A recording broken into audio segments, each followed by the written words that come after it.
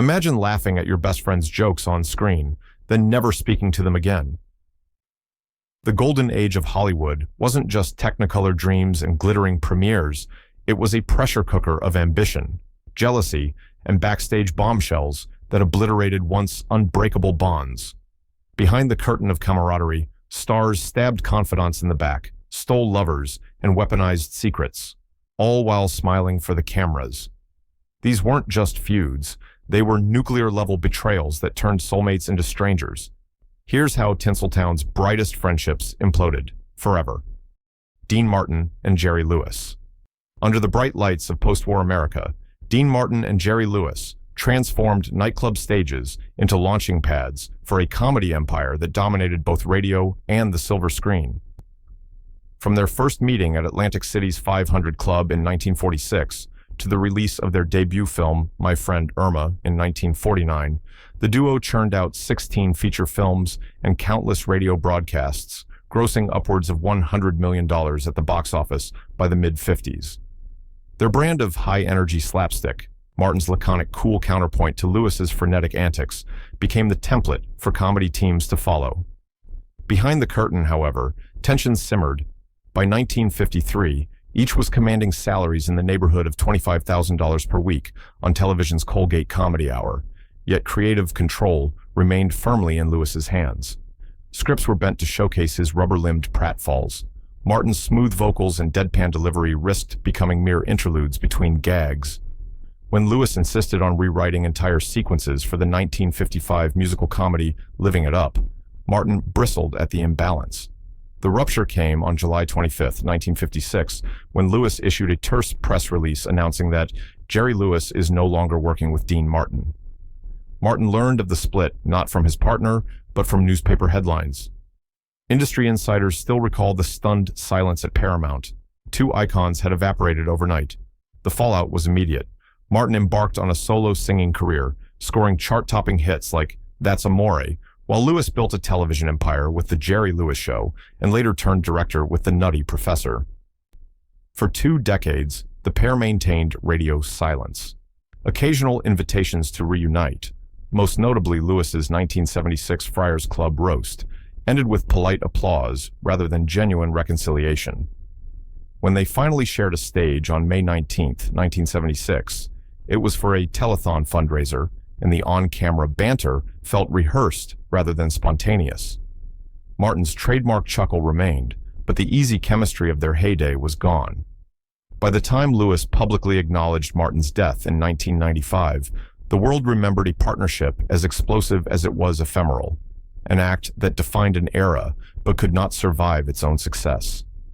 The comedy duo's story stands as a testament to how even the closest bonds can fracture under the weight of fame and creative ambition. Frank Sinatra and Peter Lofford. By the mid-1950s, the Rat Pack had come to symbolize an era of sophisticated swagger, its members bound by loyalty, shared indulgences, and headline-grabbing escapades in Las Vegas. At the center stood Frank Sinatra, the voice of a generation, and Peter Lofford, his affable brother-in-law and the group's diplomatic envoy. Their friendship began in Hollywood's backlots and cemented itself in 1954 when Lofford married Patricia Kennedy, sister to Senator John F. Kennedy. Sinatra leveraged that connection to host lavish pre-election fundraisers at his Palm Springs estate. Those parties raised over $400,000 for Kennedy's 1960 presidential campaign, placing Sinatra in the role of political kingmaker. Yet behind the velvet ropes, whispers circulated about Sinatra's ties to organized crime, figures who provided cash and muscle for Sinatra's early career. When Kennedy, wary of negative press, canceled a planned stay at Sinatra's home just weeks before the inauguration, Lofford became the messenger of bad news. Sinatra viewed the cancellation as a personal betrayal. In January 1962, during the filming of 4 for Texas, Sinatra ordered Lofford's scenes cut and publicly banished him from the Rat Pack. Production notes from the set confirmed that Lofford's role was reduced by over 40%, with stand-ins used to fill his absence in key shots. The final cut hit theaters without a single Lofford close-up. Lofford's career never recovered. Once a rising leading man with box office draws like Good News and Act of Violence, he found himself sidelined by Hollywood's elite. His divorce from Patricia in 1966 further isolated him from the Kennedy circle, severing the last ties to Sinatra's world. Meanwhile, Sinatra continued headlining sold-out shows at Caesar's Palace, earning upwards of $100,000 per night and cementing his status as Old Blue Eyes. Decades passed without public comment from either side. Lofford turned to television guest roles and directed episodes of The FBI, while Sinatra's legend only grew with albums like Strangers in the Night. In 1984, a brief reunion at the Friars Club roast hinted at possible detente, but the spark never ignited. When Lofford died in 1984, obituaries noted only that he was once a Rat Pack member. No mention of the rift that had defined his final years, Orson Welles and John Houseman. When Citizen Kane premiered in May 1941, it marked not only a seismic shift in cinematic technique, but also the public zenith of a partnership that began on the stage. Orson Welles and John Houseman had joined forces in 1937 to found the Mercury Theater, a repertory company that stunned New York with its modern dress production of Julius Caesar, and then shocked the nation with the infamous War of the Worlds broadcast. Welles directed, starred, and co-wrote. Houseman produced, handled finances, and provided editorial guidance. Despite their shared triumphs, tensions over creative credit simmered beneath the surface. Houseman's meticulous script revisions for Citizen Kane, adding layers of political satire and structural innovation, went unacknowledged when Welles insisted on sole screenwriting credit alongside Herman J. Mankiewicz. Studio memos from RKO reveal Houseman's dismay. A memo dated February 1940 states, Houseman feels slighted by absence of credit lines. Welles countered that he alone had conceived the non-linear narrative and the rosebud motif. The breach widened during post-production. Houseman departed RKO in late 1941 to pursue radio and stage work, while Welles remained editing The Magnificent Ambersons under studio interference. Houseman's memoir, Run Through.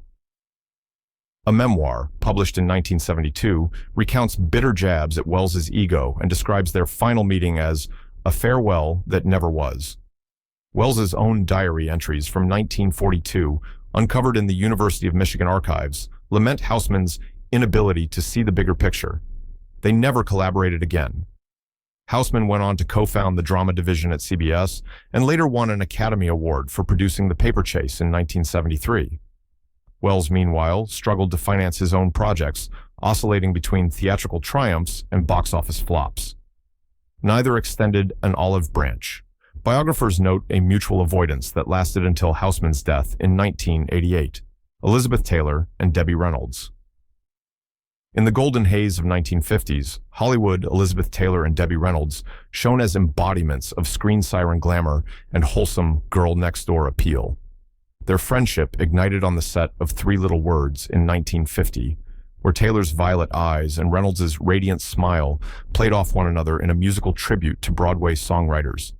Publicists crowned them America's sweethearts, and fan magazines ran joint cover stories celebrating a bond that seemed unbreakable. Beneath the gloss, personal lives grew increasingly entangled. Reynolds married singer Eddie Fisher in 1955, while Taylor's whirlwind romances led to 3 marriages by the end of the decade. When Fisher and Taylor were paired in the 1957 film The Girl Who Had Everything, on-screen chemistry bled into real life. Fisher, already a father of 2, began courting Taylor during promotional tours. Studio correspondence from MGM archives shows Reynolds' heartbreak. A letter to her agent in June 1958 lamented, "I feel like a fool for trusting Eddie." The scandal exploded on February 16, 1959, when Taylor and Fisher announced their engagement, just 6 months after Taylor's husband, Mike Todd, died in a plane crash.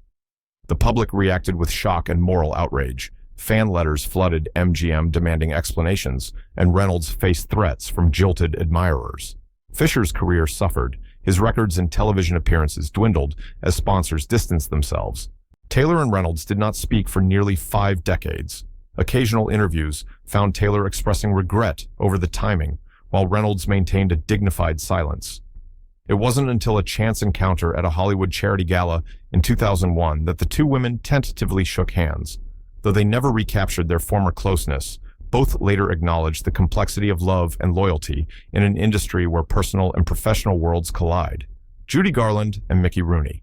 A single MGM backlot lot stood between Judy Garland's soaring rise and the relentless pressures that nearly broke her spirit, and it was Mickey Rooney who, for years, occupied the spot beside her. Discovered at age 13, Garland became Hollywood's embodiment of vulnerability in The Wizard of Oz, while Rooney, a decade her senior, dazzled audiences in the Andy Hardy series. Together, they headlined 6 films between 1938 and 1942, their on-screen chemistry fueling box office grosses exceeding $20 million during wartime rationing. Off-camera, Garland struggled under MGM's iron-fisted regime. Studio records reveal she was often coerced into exhausting shooting schedules, up to 18 hours a day, despite her slender frame and chronic exhaustion. Rooney, meanwhile, enjoyed free rein as MGM's golden boy, with a contract that paid him $1,000 weekly versus Garland's $500. He charmed executives into granting him lighter workloads and better scripts, leaving Garland to shoulder the burden of musical numbers and dramatic scenes back-to-back. Tensions peaked in 1941 when Garland's health faltered during the filming of Strike Up the Band. She collapsed on set, prompting studio doctors to prescribe amphetamines and barbiturates to keep her upright. Rooney reportedly dismissed her collapse as melodrama, an attitude Garland's biographer, John Fricka, attributes to his envy of her vocal acclaim. Studio memos from February 1941 note Rooney's refusal to cover for Garland during retakes, forcing her to reshoot strenuous dance sequences alone. Their friendship unraveled quietly. By the time Girl Crazy wrapped in late 1943, Rooney had moved on to solo stardom in National Velvet, while Garland entered a cycle of hospitalizations and hiatuses. She later recalled in her 1967 memoir Get Happy that Rooney never asked how I was. He was too busy being the boy everyone adored. Rooney, in turn, described Garland's breakdowns as just part of showbiz, revealing a chasm between his carefree bravado and her fragile resilience. Reunions in the 1960s proved awkward. When MGM held a 25th anniversary tribute in 1964, Rooney exchanged polite nods with Garland, now headlining nightclub acts and struggling with addiction. No shared anecdotes, no warm embraces, just two performers once inseparable, now bound by unspoken regrets. Gene Kelly and Stanley Donan. Few collaborations in Hollywood history matched the kinetic brilliance of Gene Kelly and Stanley Donan's partnership, which redefined the movie musical. Beginning as Kelly's assistant choreographer on For Me and My Gal, Donan quickly proved his mettle, co-directing On the Town and choreographing Kelly's athletic routines. Together they crafted Singin' in the Rain, a film that grossed $7 million domestically during its initial run and remains a cultural touchstone. Behind the dazzling dance numbers lay a struggle for authorship. Kelly's star power afforded him producer credits and creative vetoes.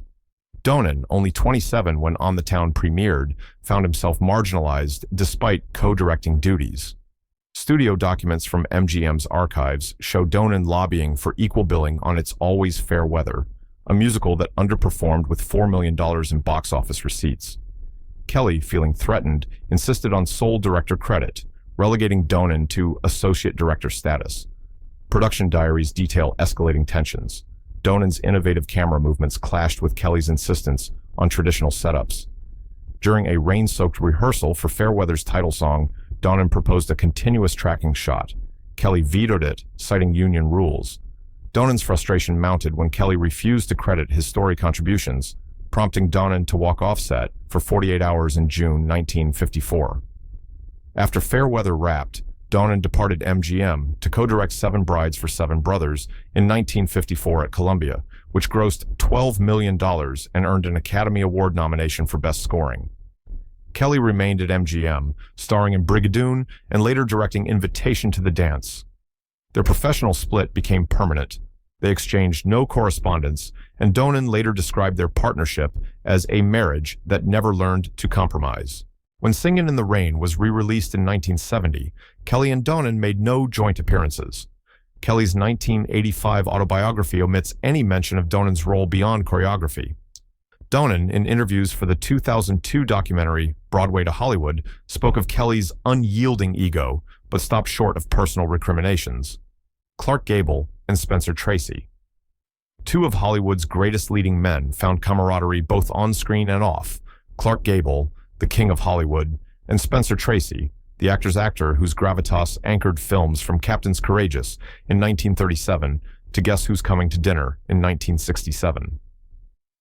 Their friendship, rooted in mutual respect and shared fishing retreats along California's Central Coast, spanned the late 1930s through the 1950s. Yet, when the Red Scare engulfed Hollywood in the late 1940s, ideological rifts surfaced. Tracy, known for his quiet moral compass, lent support to blacklisted screenwriters like Dalton Trumbo, secretly funneling payments to maintain their livelihoods. Archival FBI files confirm Tracy's involvement in discreet fundraising dinners, raising over $50,000 for blacklisted talent between 1948 and 1952. Gable, meanwhile, signed the Motion Picture Alliance's anti-communist pledge and publicly distanced himself from colleagues labeled subversive. Their first public disagreement occurred at a 1951 luncheon in Beverly Hills. Witnesses recall Tracy confronting Gable over his silence on the blacklist, only to be met with a curt, "I'm no bleeding heart, Spence." Studio correspondences reveal Gable's fear that association with commie sympathizers would tarnish his rugged persona and jeopardize box office returns. Gable's films still averaged $3 million per release at the time. After that luncheon, the two men spoke only when obliged by contract. Their last film together, Boomtown in 1940, saw its press tour overshadowed by an unspoken chill. Reporters noted Gable's avoidance of Tracy during interviews. Tracy's death in 1967 went unacknowledged by Gable beyond a perfunctory telegram, and Gable's own passing, 2 years later, closed the chapter on a friendship fractured by politics. Olivia de Havland and Joan Fontaine. Sibling rivalry reached its most bitter heights in the relationship between Olivia de Havland and her younger sister, Joan Fontaine, two actresses whose simultaneous ascents in the 1930s Hollywood studio system seemed destined to produce mutual pride. Instead, their careers became a zero-sum game. Fontaine's breakout in Alfred Hitchcock's Rebecca in 1940 earned her an Academy Award, while de Havilland's performance in Gone with the Wind in 1939 made her one of the era's most bankable stars. When both were nominated for Best Actress in 1942, Fontaine for Suspicion and de Havilland for Hold Back the Dawn, the tension erupted. Studio telegrams from RKO described de Havilland as visibly furious upon learning Fontaine had won. Their feud extended beyond the Oscars. Fontaine publicly quipped in 1943 that de Havilland never learned to play nice, while de Havilland referred to her sister as the other one in private letters. Biographer Donald Spoto uncovered a 1944 diary entry in which Fontaine called de Havilland's stage presence cold as ice. Invitations to family gatherings ceased after 1945, and the sisters communicated only through intermediaries. Despite living in their hundreds, Fontaine until 2013 and de Havilland until 2020, they never reconciled. In 1975, a joint appearance offer for a Turner Classic Movies retrospective was declined by both, each citing scheduling conflicts.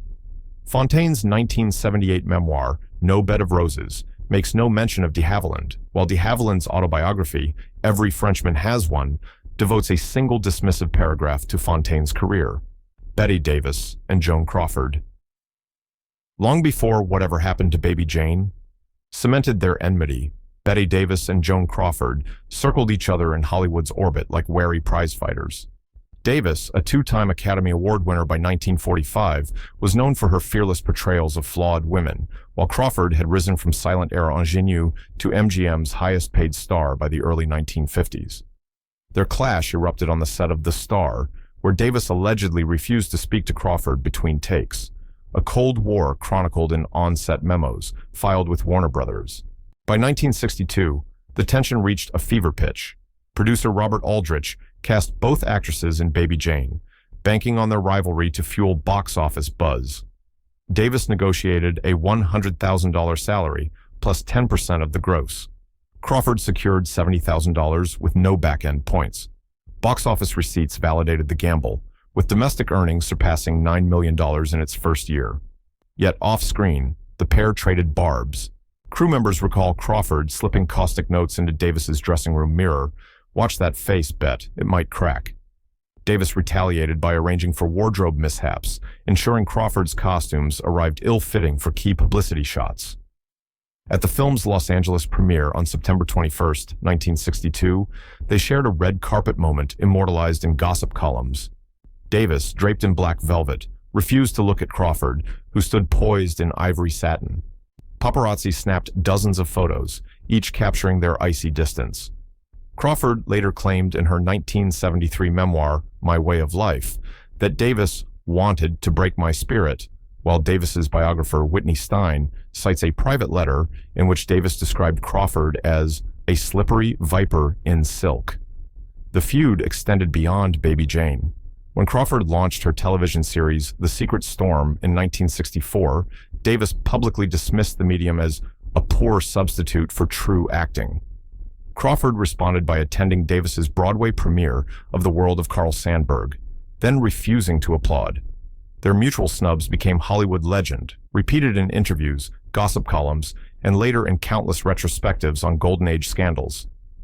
Despite invitations to reconcile, offers to appear together on talk shows and reunion specials, both women declined. Davis died in 1989, Crawford in 1977. At Crawford's funeral, Davis sent a wreath inscribed "To a True Rival," a final barb that epitomized their lifelong competition. Even in death, the two icons remained locked in the adversarial embrace that had defined their careers. Mary Pikford and Lilian Gish. Few alliances in early Hollywood carried as much weight as the partnership between Mary Pikford and Lilian Gish. Pikford, America's sweetheart, co-founded United Artists in 1919 with Charlie Chaplin, Douglas Fairbanks, and D.W. Griffith, granting actors unprecedented creative control. Griffith's muse, since The Birth of a Nation, became a cornerstone of the studio's roster, her ethereal performances in films like Way Down East earning her $2,500 per week by the mid-1920s. Their friendship extended beyond the lot. They vacationed together in Carmel, shared screenplay ideas, and appeared as each other's guests at lavish studio parties. But by 1925, Gish grew restless under Pikford's executive reign. MGM, under Louis B. Mayer, dangled a contract offering Gish $4,000 weekly, plus profit participation on films like La Boheme. Studio correspondence reveals Pikford's shock upon receiving Gish's notice. A telegram dated July 3, 1925, reads, "Lilian has accepted MGM's terms." I never saw it coming. Gish's departure fractured the United Artists family.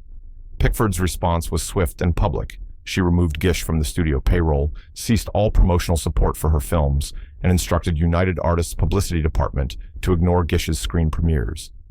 Industry insiders recall Pikford's cold remark at a 1926 luncheon. Lilian chose gold over gratitude. Gish, for her part, felt betrayed by a friend she had considered a mentor, writing in her 1953 memoir, The Movies, Mr. Griffith and Me, "I thought our bond stronger than any contract." The breach persisted, even as both women's careers evolved. Pikford's transition to talkies faltered, and by 1933, she had sold her United Artists shares. Gish, meanwhile, sustained her silent screen persona into sound films and later theater, earning acclaim in The Night of the Hunter. They never spoke, not at awards ceremonies nor charity galas where both were honored. In 1976, when the American Film Institute recognized Pikford's contributions, Gish was invited but declined, citing irreconcilable differences. In letters archived at the Margaret Herrick Library, Pikford and Gish's correspondence ceased abruptly in 1925. No apology, no explanation, only the silence of two pioneers whose shared dreams dissolved under the weight of ambition and opportunity. Their estrangement stands as a testament to how business decisions can cleave personal ties, even among Hollywood's brightest stars. Lana Turner and Ava Gardner. In the sweltering summer of 1946, Lana Turner and Ava Gardner seemed inseparable. Both under contract to MGM, they shared dressing room confidences and sun-drenched weekends in Palm Springs. Turner, fresh from her breakout in The Postman, Always Rings Twice, was poised on the brink of superstardom. Gardner, 5 years younger, was already being touted as the studio's next great screen siren. Their laughter echoed through gilded studio hallways, and fan magazines ran side-by-side profiles lauding their friendship. Yet, beneath the surface, personal lives grew tangled. Turner's marriage to bandleader Artie Shaw, solemnized in March 1946, brought her into the orbit of Gardner's own circle, until Shaw found himself drawn to Gardner's earthy charisma during a joint publicity tour. By August, whispers of a clandestine affair had surfaced in Hollywood gossip columns. Shaw and Gardner were spotted at discreet bungalows, their names hidden under false identities. Turner, 8 months pregnant, learned of the liaison when a tabloid splashed Gardner's name alongside Shaw's in a scandalous exposé. MGM's publicity department scrambled to contain the fallout. Turner's studio image as the "girl you'd like to marry" clashed disastrously with the headlines. Shaw hastily issued a denial, then quietly filed for divorce in October 1946. Gardner, meanwhile, was suspended without pay for 6 weeks, a punishment that cost her $15,000 in salary and saw her demoted from leading roles to bit parts. The studio orchestrated a public reconciliation tour for Turner with co-star John Garfield, attempting to shore up her reputation, while Gardner was sent on loan to smaller studios. Off-screen, the rupture was permanent. Turner refused to attend Gardner's premiere of The Hucksters, and Gardner never received an invitation to Turner's first child's christening. In a rare 1950 interview, Turner allowed only that "hurt friends make the deepest scars." Gardner, in her 1990 autobiography, described the episode as a betrayal that changed everything, noting that the two women became ghosts to each other overnight. Their careers diverged.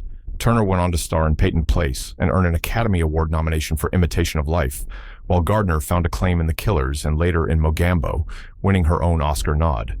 But neither ever spoke of the other again.